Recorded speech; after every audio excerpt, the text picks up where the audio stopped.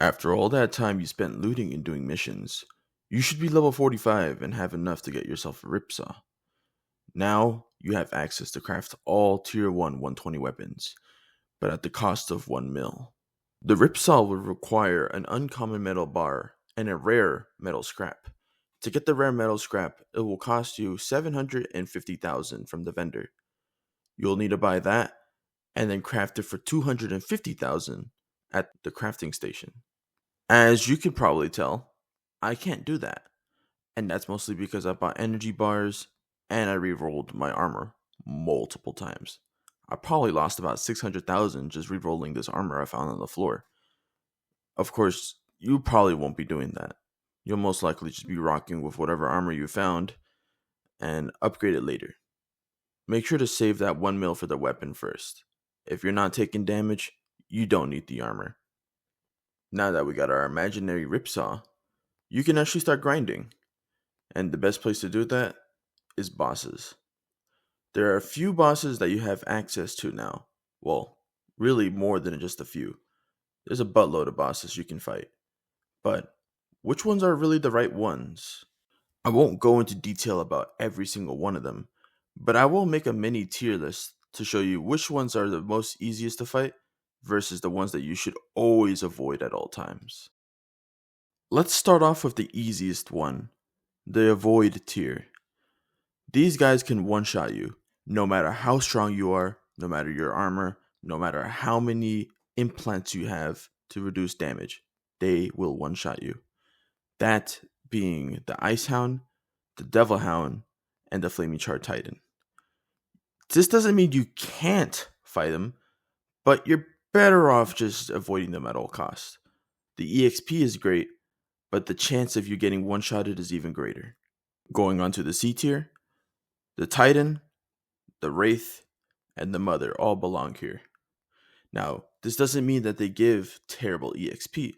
You can fight them if you get into a good block and get EXP off of them, but I find it that you get way more EXP fighting the Horde than actually fighting the bosses. They aren't really worth your time.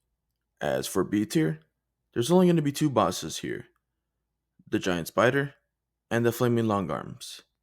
You're probably wondering why the hell the Flaming Long Arms are here, and that's mostly because of their reach. I personally believe you get hit more often with long arms than you do with dogs. Dogs and long arms give the same amount of EXP, but when you're using a chainsaw, it can be a little difficult with long arms, especially if it's windy. As for the giant spider, it gives you the most EXP as well as having the most HP out of all the three other bosses. These are actually okay to fight, and they're very easy to circle. Just try not to fight both of them at the same time. Now, I know a lot of you are going to disagree here, but hear me out. This is only using a chainsaw, no guns, nothing else. And fighting all four of them with the chainsaw is actually not that hard. Since they're so easy to get knocked back, it's really not that bad to circle all of them. But for A tier, it will have to be the flaming dogs. And this one's pretty obvious. I'm pretty sure you knew this was going to be up here. But the absolute best boss to fight doesn't even matter if you don't have your ripsaw yet. If you have a chainsaw, I would go for these guys. But flaming rumblers. I cannot stress how good flaming rumblers are. They give the most EXP, they have the most HP, so you can earn as much EXP from these guys per run compared to all other bosses that are on the list, except the ones that you should avoid. Don't touch them. And this is my personal tier list. Of course, there will be some agreements and disagreements, but that's the beauty of it. Whenever you see rumblers or long arms or even the dogs, you should probably stop whatever you're doing and try to fight them. The EXP gain would definitely help you in the long run. Now, we're going to go ahead and discuss about boss blocks. For these boss blocks, I was originally going to do a tier list, but that would take too long, and the video is already like 4 minutes long. I'm going to show you the best spots that you can farm any boss at, and also show you some spots that you should probably avoid. The three most common spots for bosses would be the big court, the small court, and the four courts. All of these work just as fine.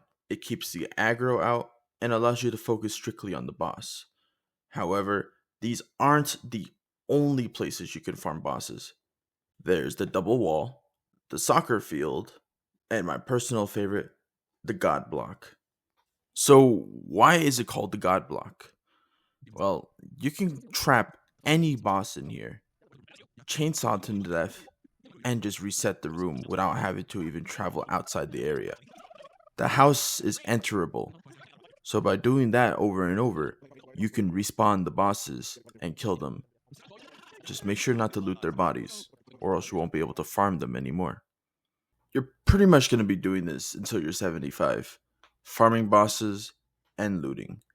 Now, one tip I will give you is stay away from the Secronom implants, the ones that cost 5 million. They are very tempting, but with that kind of money, there is a much easier way to grow.